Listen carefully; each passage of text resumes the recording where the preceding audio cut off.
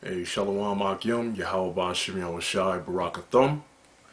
Today we're going to read the book of Ecclesiasticus, chapter 14 and chapter 15.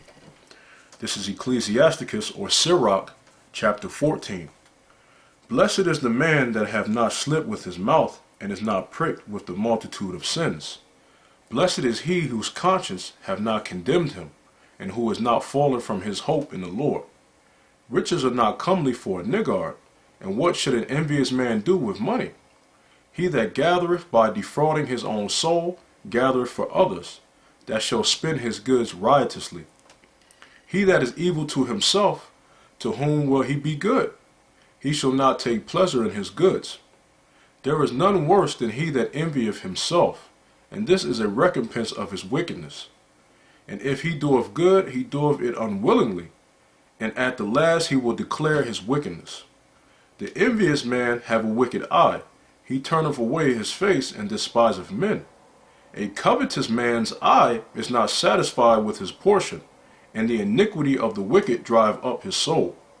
A wicked eye envieth his bread, and he is a niggard at his table. My son, according to thy ability, do good to thyself, and give the Lord his due offering.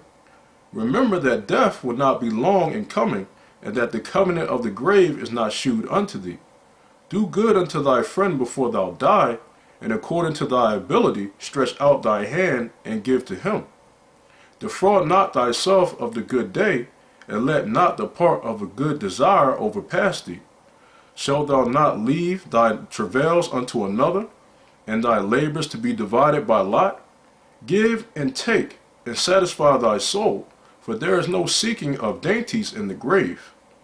All flesh waxeth old as a garment, for the covenant from the beginning is, thou shalt die the death. As of the green leaves on a thick tree, some fall, and some grow. So is the generation of flesh and blood.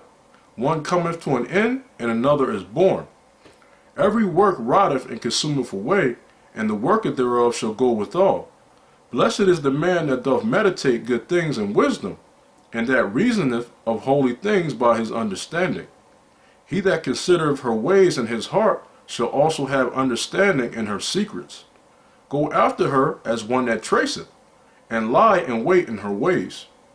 He that prieth in at her windows shall also hearken at her doors.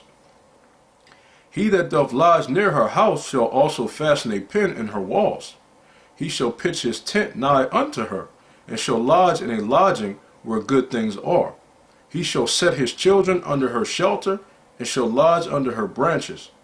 By her he shall be covered from heat, and in her glory shall he dwell.